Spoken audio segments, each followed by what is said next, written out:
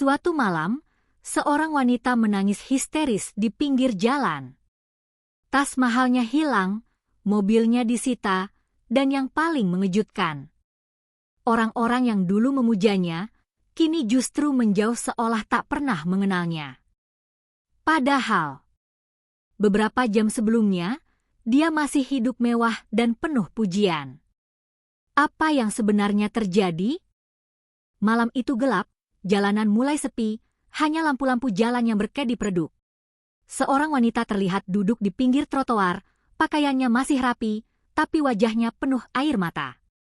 Tangannya gemetar, napasnya tidak teratur. Itu Rina. Beberapa orang lewat hanya melirik sekilas, lalu pergi. Tidak ada yang berhenti. Tidak ada yang peduli.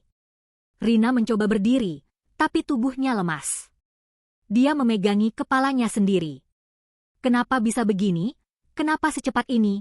Ucapnya lirih. Padahal, beberapa jam sebelumnya, hidupnya terlihat sempurna. Dia masih tertawa di dalam mobil mewahnya. Musik keras, wajahnya berseri. Di tangannya ada tas baru yang harganya puluhan juta. Dia bahkan sempat merekam video singkat untuk media sosial. Hidup itu harus dinikmati, katanya sambil tersenyum bangga. Tidak ada yang tahu, semua itu baru saja dia dapatkan dari cara yang tidak benar. Sore tadi, Rina baru saja bertemu dengan seorang ibu tua. Wajah ibu itu penuh harap, tangannya sedikit gemetar saat menyerahkan uang. Ini semua tabungan saya, Rina. Tolong dijaga ya, kata ibu itu pelan. Rina langsung mengangguk cepat, seolah sangat peduli. Ibu tenang saja. Ini peluang besar. Insya Allah uang ibu akan berlipat, jawabnya meyakinkan. Padahal dalam hatinya, Rina sudah tahu, uang itu tidak akan pernah kembali. Setelah pertemuan itu, Rina langsung pergi ke pusat perbelanjaan. Tanpa ragu, dia belanja banyak hal. Tas mahal, sepatu, perhiasan, semuanya dibayar tunai. Dia merasa di atas segalanya. Setelah itu, dia lanjut makan di restoran mahal.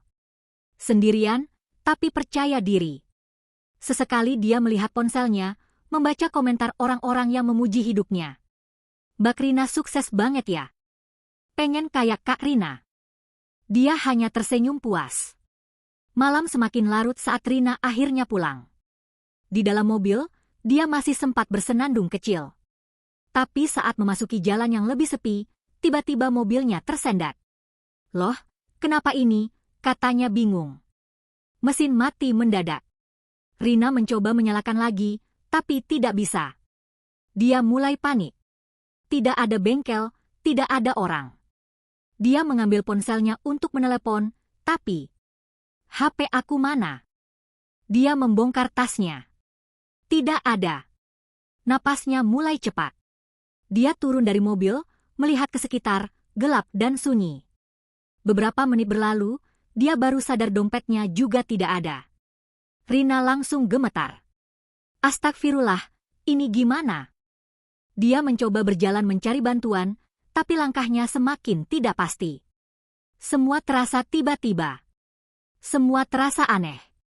Dalam satu malam, hal-hal yang dia banggakan perlahan menghilang. Dan itu baru permulaan.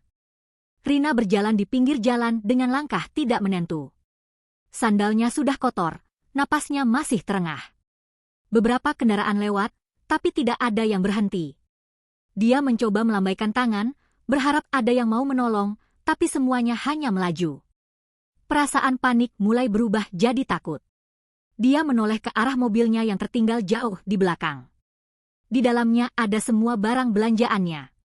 Tas mahal, sepatu, dan perhiasan yang baru saja dia beli. Tapi dia tidak berani kembali. Jalan itu terlalu gelap dan sepi. Aku harus cari bantuan, gumamnya. Beberapa saat kemudian, dia melihat sebuah warung kecil yang masih buka. Lampunya redup, tapi ada seorang bapak tua di dalamnya. Rina langsung mendekat dengan harapan. Pak, boleh pinjam HP sebentar? Saya butuh bantuan, katanya dengan suara gemetar. Bapak itu memandang Rina dari atas sampai bawah, sedikit ragu. HP saya tidak ada pulsa, jawabnya singkat. Rina terdiam. Dia mencoba tersenyum, tapi wajahnya terlihat panik. Pak, ini penting sekali, saya kehilangan semuanya. Bapak itu tetap diam. Tatapannya berubah dingin. Aneh ya, dulu saya pernah minta tolong ke kamu. Tapi kamu bilang sibuk dan tidak mau bantu, katanya pelan. Rina langsung kaget. Dia mencoba mengingat, tapi samar. Maaf Pak, saya tidak ingat. Bapak itu menggeleng pelan. Tidak apa. Sekarang saya juga tidak bisa bantu. Kata-kata itu seperti menampar Rina. Dia tidak bisa memaksa. Dengan langkah lemah, dia pergi meninggalkan warung itu. Malam semakin terasa panjang. Akhirnya, setelah berjalan cukup jauh, Rina berhasil menemukan ojek yang mau mengantarnya pulang. Dia berjanji akan membayar sesampainya di rumah. Sepanjang perjalanan, pikirannya kacau. Dia terus memikirkan mobilnya, barang-barangnya, dan uang yang baru saja dia pakai. Sesampainya di rumah, Rina langsung masuk dengan tergesa. Dia mencari kunci cadangan, membuka pintu, lalu duduk lemas di lantai. Belum sempat dia tenang, tiba-tiba ponsel rumahnya berdering. Rina terkejut. Dia ragu untuk mengangkat, tapi akhirnya dia jawab. Halo. Suara di seberang terdengar tegas. Ibu Rina? Kami dari pihak bank. Kami ingin mengonfirmasi beberapa transaksi mencurigakan di rekening Anda. Jantung Rina langsung berdegup kencang. Transaksi apa maksudnya? Ada laporan terkait penipuan dan dana yang masuk ke rekening Anda. Untuk sementara, rekening Anda kami bekukan. Rina terdiam. Semua terasa berhenti. Dibekukan? Suaranya melemah. Betul. Dan besok Anda diminta datang untuk klarifikasi. Telepon itu ditutup. Rina menatap kosong ke depan. Tangannya dingin, tubuhnya lemas. Belum selesai sampai di situ. Beberapa menit kemudian, ada suara ketukan keras di pintu rumahnya. Tok tok tok. Rina terkejut lagi. Jantungnya berdegup lebih kencang. Siapa malam-malam begini? Bisiknya pelan. Ketukan itu semakin keras. Tok tok tok. Dengan langkah ragu, Rina mendekati pintu. Saat dibuka sedikit, dia melihat beberapa orang berdiri di depan rumahnya. Wajah-wajah itu tidak asing.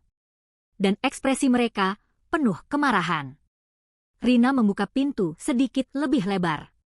Tangannya gemetar saat melihat siapa saja yang berdiri di depannya. Ada 3 orang. Semuanya dia kenal. Seorang pria paruh baya yang dulu pernah meminjamkan uang. Seorang wanita muda yang pernah dia janjiin keuntungan besar. Dan satu lagi, tetangganya sendiri yang selama ini percaya padanya. Tatapan mereka tajam. Tidak ada senyum seperti dulu. Rina, kita perlu bicara, kata pria itu tegas. Rina mundur 1 langkah. Suasana langsung terasa tidak nyaman. Ini sudah malam, besok saja ya, jawab Rina mencoba menghindar. Wanita muda itu langsung menyela.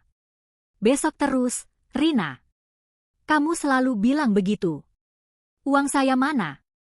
Nada suaranya tinggi. Emosinya tidak bisa ditahan lagi. Rina menelan ludah. Dia mencoba tetap tenang. Aku lagi ada masalah, nanti aku jelasin semuanya.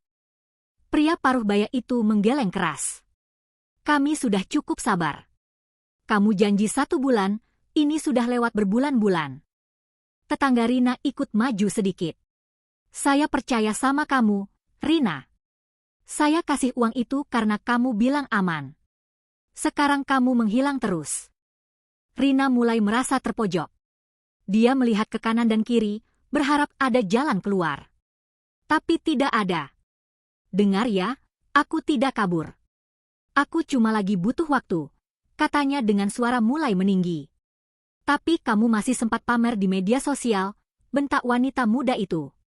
Ucapan itu langsung membuat Rina terdiam. Dia tidak bisa menyangkal. Pria itu mengeluarkan ponselnya, menunjukkan beberapa bukti transfer.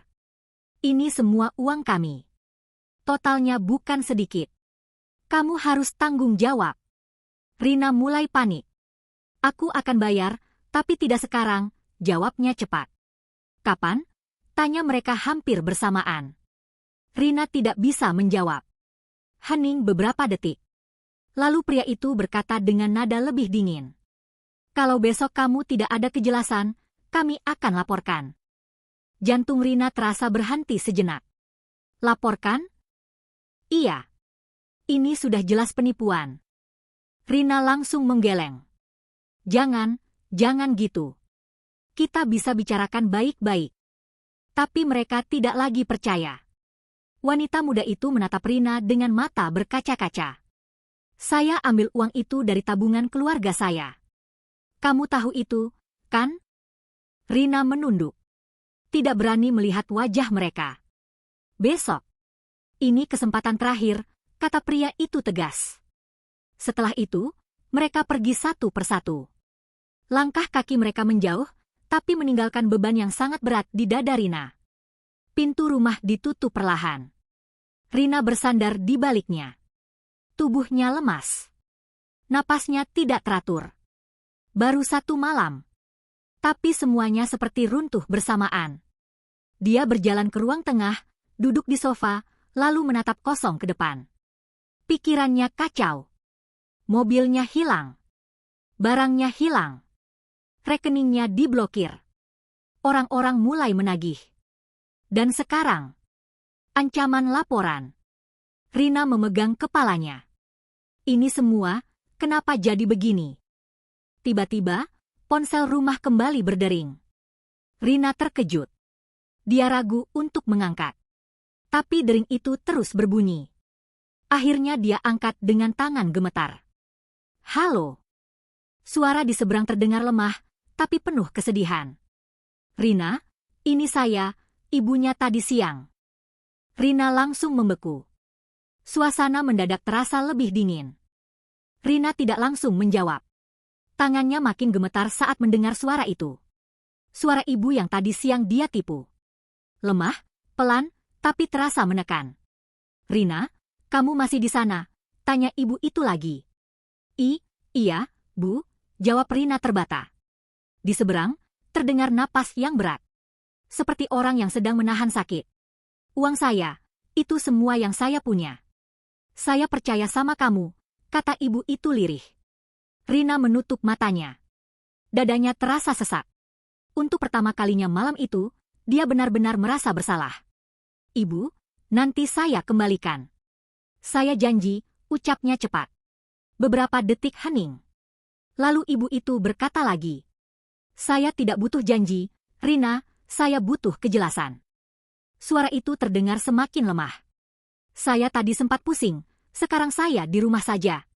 Anak saya lagi keluar cari obat. Rina langsung duduk tegak. Ada rasa tidak enak yang muncul. Ibu sakit, tanyanya pelan. Tidak apa-apa, mungkin cuma kaget saja, jawab ibu itu. Kalimat itu sederhana, tapi seperti menekan hati Rina lebih dalam. Dia tahu, itu bukan sekadar kaget. Itu karena ulahnya. Ibu percaya sama kamu karena kamu kelihatan baik, lanjut ibu itu. Rina tidak sanggup menjawab. Kalau memang uang itu tidak bisa kembali, bilang saja. Jangan buat saya berharap terus. Nada suara ibu itu tidak marah. Justru itu yang membuat Rina semakin tidak tenang. Rina membuka mulut, ingin bicara, tapi tidak ada kata yang keluar. Telepon itu akhirnya ditutup perlahan. Rina tetap memegang gagang telepon, diam tanpa gerak. Matanya mulai berkaca-kaca. Kenapa aku jadi begini? Bisiknya. Belum sempat dia menenangkan diri, tiba-tiba terdengar suara notifikasi dari ponsel lamanya yang masih ada di meja. Rina langsung mengambilnya.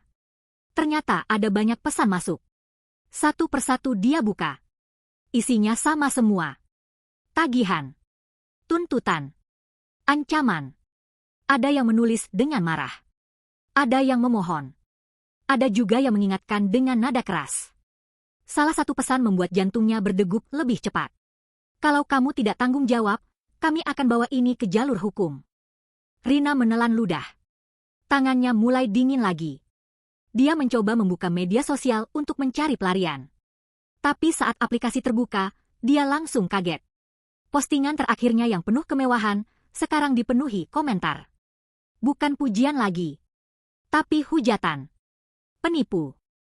Uang saya mana? Jangan percaya sama dia. Rina langsung menutup aplikasi itu. Napasnya tidak teratur. Semua orang mulai tahu. Semua mulai terbongkar. Dia berdiri, berjalan mondar-mandir di ruang tengah. Pikirannya kacau. Tiba-tiba dia teringat mobilnya. Mobil, barang-barangku. Dia langsung bergegas keluar rumah, berniat kembali ke tempat mobilnya mogok. Malam masih gelap. Jalanan masih sepi. Dengan langkah cepat, Rina mencoba mengejar sisa harapan yang dia punya. Tapi saat dia sampai di tempat itu, Rina langsung berhenti. Matanya membesar. Mobilnya sudah tidak ada. Rina berdiri terpaku di pinggir jalan. Matanya terus menatap ke arah tempat mobilnya tadi berhenti. Kosong. Tidak ada apa-apa. Lampu jalan yang redup hanya menerangi aspal yang sunyi. Tidak ada bekas, tidak ada tanda. Enggak, ini pasti salah tempat, gumamnya panik. Dia berjalan maju beberapa langkah, melihat ke kanan dan kiri. Berharap mobil itu hanya dipindahkan sedikit. Tapi semakin dia mencari, semakin jelas kenyataannya. Mobil itu sudah tidak ada. Napas Rina mulai tidak teratur. Dia memegangi kepalanya sendiri. Ya Allah, ini gimana? Dia langsung berlari kecil ke arah warung yang tadi dia datangi. Berharap bapak tua itu tahu sesuatu. Saat sampai, warung itu sudah hampir tutup. Lampunya semakin redup. Pak, Pak, panggil Rina dengan suara terburu-buru. Bapak tua itu keluar perlahan, wajahnya tetap datar. Ada apa lagi? Mobil saya yang tadi di sana hilang, Pak. Bapak lihat tidak? Tanya Rina dengan suara gemetar. Bapak itu menggeleng pelan. Saya tidak tahu. Dari tadi saya di sini. Rina terlihat semakin panik. Pak, itu mobil saya, semua barang saya ada di situ. Bapak itu hanya diam sejenak, lalu berkata pelan. Barang yang tidak baik jalannya, biasanya tidak akan bertahan lama. Ucapan itu membuat Rina terdiam. Dia tidak bisa membalas. Hanya bisa menunduk. Tanpa sadar, air matanya mulai jatuh. Dia mundur perlahan, lalu berjalan tanpa arah. Langkahnya lemah. Tidak tahu harus kemana lagi. Dalam satu malam, dia kehilangan mobil, barang, uang, dan kepercayaan. Semua seperti diambil satu persatu. Rina akhirnya kembali ke rumah dengan langkah berat. Saat sampai di depan pintu, dia melihat sesuatu yang membuatnya semakin lemas. Ada beberapa amplop dan kertas yang diselipkan di pintunya. Dengan tangan gemetar, dia mengambil satu persatu. Isinya surat, tagihan, peringatan. Bahkan ada yang sudah berupa panggilan resmi. Rina langsung duduk di depan pintu. Dia membuka salah satu surat dengan pelan. Isinya membuat wajahnya langsung pucat. Pemberitahuan untuk datang ke kantor hukum terkait laporan dugaan penipuan. Secepat ini, bisiknya lemah. Tangannya jatuh. Surat itu ikut terlepas. Belum selesai sampai di situ. Tiba-tiba ponselnya kembali berdering. Nomor tidak dikenal. Rina ragu, tapi akhirnya dia angkat. Halo. Suara di seberang terdengar tegas dan dingin. Kami dari pihak Leasing. Kendaraan atas nama Anda terdeteksi menunggak dan akan kami tarik. Rina langsung membeku. Kendaraan yang mana? Mobil yang Anda gunakan saat ini. Rina tidak bisa bicara. Matanya kosong. Mobil itu, yang barusan hilang, ternyata memang bukan sepenuhnya miliknya. Dan sekarang, semuanya benar-benar hilang. Pagi itu datang tanpa terasa. Rina tidak benar-benar tidur semalaman. Dia hanya duduk di lantai ruang tamu, bersandar lemah, dengan mata yang sembab dan pikiran yang kacau. Cahaya matahari masuk dari jendela, tapi tidak membawa ketenangan. Justru terasa semakin menekan. Ponselnya kembali bergetar. Kali ini pesan masuk bertubi-tubi. Rina membuka dengan tangan lemas. Satu pesan membuat napasnya terhenti. Kami sudah di depan rumah. Tolong keluar. Rina langsung berdiri. Kakinya terasa berat. Dengan langkah pelan, dia membuka pintu. Di depan rumah, sudah ada 2 orang pria berpakaian rapi. Wajah mereka serius. "Bu Rina?" tanya salah satu dari mereka. Rina hanya mengangguk pelan. "Kami dari pihak Lea Sing. Kami datang untuk menindaklanjuti kendaraan yang menunggak." Rina mencoba menjelaskan dengan suara gemetar. "Mobilnya hilang semalam." Kedua pria itu saling pandang. "Kalau begitu, Anda tetap harus bertanggung jawab. Ada prosedur yang harus dijalankan," jawab salah satu dari mereka tegas. Rina tidak bisa berkata apa-apa lagi. Belum selesai, dari kejauhan terlihat beberapa orang mulai mendekat. Wajah-wajah yang tadi malam datang menagih. Mereka kembali. Dan kali ini jumlahnya lebih banyak. Rina langsung mundur 1 langkah. "Rina, ini sudah tidak bisa ditunda lagi," kata pria paruh baya itu. Wanita muda itu juga ikut bicara, nadanya lebih keras dari kemarin. "Kamu harus ganti uang kami sekarang." Suasana langsung tegang. Rina dikelilingi. Di depan ada petugas, di samping ada orang-orang yang menagih. Napasnya semakin cepat. Dia mencoba bicara, tapi suaranya tidak keluar. Saya belum punya." Belum selesai dia bicara, salah satu orang langsung memotong. "Terus selama ini uang kami kamu pakai buat apa?" Rina terdiam. Tidak ada jawaban. Semua orang mulai bicara bersamaan. Suara mereka semakin keras. Rina merasa kepalanya pusing. Di tengah keramaian itu, tiba-tiba ada satu suara yang membuat semuanya terasa berhenti. Ibu itu masuk rumah sakit. Semua orang terdiam sejenak. Rina langsung menoleh. "Itu ibu yang kamu tipu kemarin." Dia drop. Katanya tidak kuat mikirin uangnya, lanjut seseorang. Jantung Rina seperti berhenti. "Apa? Rumah sakit?" Suaranya pelan, hampir tidak terdengar. "Iya. Sekarang keluarganya lagi urus di sana." Dunia Rina terasa berputar. Semua suara di sekitarnya seperti menjauh. Dia teringat wajah ibu itu. Suaranya yang lemah di telepon. Harapannya yang besar. Dan sekarang, semuanya berubah jadi kenyataan yang menyakitkan. Kaki Rina tidak kuat lagi menahan tubuhnya. Dia jatuh terduduk di depan rumahnya sendiri. Air matanya langsung mengalir deras. "Ya Allah, apa yang sudah aku lakukan?" ucapnya sambil menangis. Tapi tidak ada yang merasa iba. Tidak ada yang mendekat untuk menolong. Semua hanya menatap dengan kecewa dan marah. Di saat itu, Rina benar-benar berada di titik paling rendah dalam hidupnya. Semua yang dia bangun dengan kebohongan hancur dalam waktu yang sangat singkat. Rina masih berlutut di samping tempat tidur. Tangisnya belum reda. Tangannya gemetar saat memegang sisi ranjang. Ibu itu menatapnya pelan. Wajahnya lemah, tapi tatapannya tetap tenang. "Rina," ucapnya lirih. Rina langsung mendekat. "Iya, Bu. Kamu masih punya waktu, jangan sia-siakan," lanjut ibu itu pelan. Rina mengangguk sambil menangis.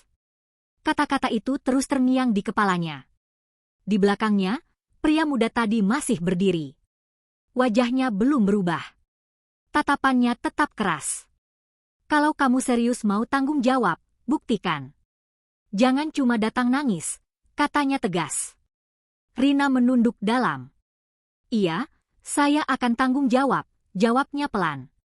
Untuk pertama kalinya, dia tidak mencari alasan. Tidak membela diri. Tidak berbohong. Dia hanya menerima. Beberapa saat kemudian, Rina berdiri. Dia melihat ibu itu sekali lagi, lalu melangkah keluar ruangan dengan langkah berat. Di lorong rumah sakit, suasana terasa sunyi. Rina berjalan pelan, pikirannya penuh. Setiap langkah terasa seperti beban. Saat keluar dari rumah sakit, dia berhenti di depan pintu. Dia menatap keluar, ke arah jalan yang ramai. Dulu, dia selalu berjalan dengan percaya diri. Merasa lebih dari orang lain. Sekarang, dia bahkan tidak tahu harus mulai dari mana. Tapi satu hal yang berbeda. Dia sadar. Hari itu juga, Rina kembali ke rumah. Rumah yang sekarang terasa asing. Tidak ada kenyamanan lagi. Dia duduk di ruang tengah, melihat sekeliling.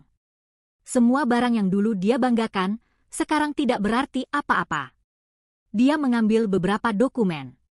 Mengumpulkan semua catatan utang, semua bukti, semua yang selama ini dia hindari. Tangannya masih gemetar, tapi dia terus melakukannya. Satu persatu. Tidak ada lagi yang disembunyikan. Siangnya, Rina keluar lagi. Dia mendatangi orang-orang yang pernah dia tipu. Bukan untuk menghindar, tapi untuk menghadapi. Di rumah pertama, pintunya dibuka dengan wajah dingin. Rina langsung menunduk. Saya datang untuk minta maaf, dan saya akan bayar utangnya, walaupun bertahap, ucapnya pelan. Tidak semua menerima dengan baik. Ada yang menutup pintu. Ada yang memarahinya. Ada yang tidak percaya. Tapi Rina tidak mundur. Dia tetap datang ke tempat berikutnya. Langkah demi langkah. Hari itu terasa panjang. Melelahkan. Tapi Rina tidak berhenti. Sampai sore menjelang, tubuhnya sudah sangat lelah. Tapi hatinya sedikit lebih ringan. Untuk pertama kalinya, dia mencoba memperbaiki, bukan merusak. Malah mulai turun lagi. Rina duduk sendirian di rumahnya. Tidak ada kemewahan. Tidak ada pujian. Tidak ada kebanggaan palsu. Hanya dia, dan semua konsekuensi yang harus dia jalani. Di tengah keheningan itu, Rina menunduk pelan. Ya Allah, kalau masih ada kesempatan, saya mau berubah, ucapnya lirih. Di luar sana, hidup masih berjalan. Tapi bagi Rina, ini adalah awal dari perjalanan yang jauh lebih berat. Malam itu, setelah puas berbelanja dan merasa di atas segalanya, Rina masuk ke dalam mobilnya dengan senyum lebar. Dia masih sempat melihat ponselnya. Notifikasi terus berdatangan. Pujian tidak berhenti. Rina merasa semuanya berjalan sempurna. Dia menyalakan mobil, lalu melaju keluar dari pusat perbelanjaan. Jalanan mulai sepi. Lampu kota terlihat redup di kejauhan. Di dalam mobil, dia bersenandung kecil. Sesekali dia melihat tas baru di kursi sebelahnya. Perhiasan yang masih terbungkus rapi. Semua hasil dari satu kebohongan. Tiba-tiba, mobilnya tersendat. Loh, kenapa ini? Gumamnya bingung. Mesin mati mendadak. Rina mencoba menyalakan kembali. Sekali. 2 kali. Tapi tidak berhasil. Napasnya mulai tidak tenang. Dia melihat ke sekitar. Jalan itu sepi. Tidak ada orang. Rina mengambil ponselnya untuk menelepon. Tapi wajahnya langsung berubah. HP aku mana? Dia membongkar tasnya. Tidak ada. Dia mulai panik. Dompet. Dia cek lagi. Kosong. Tangannya gemetar. Enggak mungkin. Rina turun dari mobil. Dia melihat ke dalam lagi. Semua barang masih ada.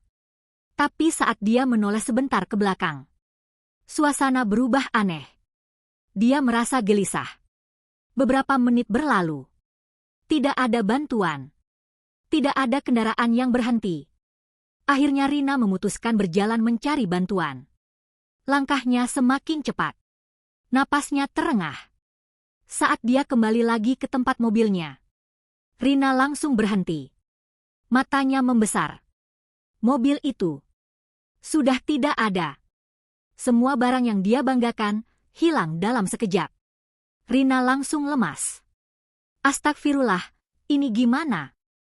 Belum sempat dia berpikir, ponsel lamanya yang tertinggal di tas kecil tiba-tiba berdering. Dengan tangan gemetar, dia mengangkat. Suara di seberang terdengar lemah. Rina, ini saya. Itu ibu tadi siang. Rina langsung diam. Ibu, kenapa? Saya, di rumah sakit. Jantung Rina seperti berhenti. Saya kaget, uang saya tidak ada, itu satu-satunya yang saya punya. Suara itu terputus-putus. Rina tidak bisa bicara. Air matanya mulai jatuh. Di saat bersamaan, beberapa orang datang mendekat. Wajah-wajah yang dia kenal. Orang-orang yang pernah dia tipu. Mereka berdiri di hadapannya. Tatapan mereka penuh kemarahan. "Rina, cukup sudah," kata salah satu dari mereka. "Uang kami mana?" Rina mundur pelan. Tubuhnya lemas. Semua terjadi dalam satu waktu. Mobil hilang.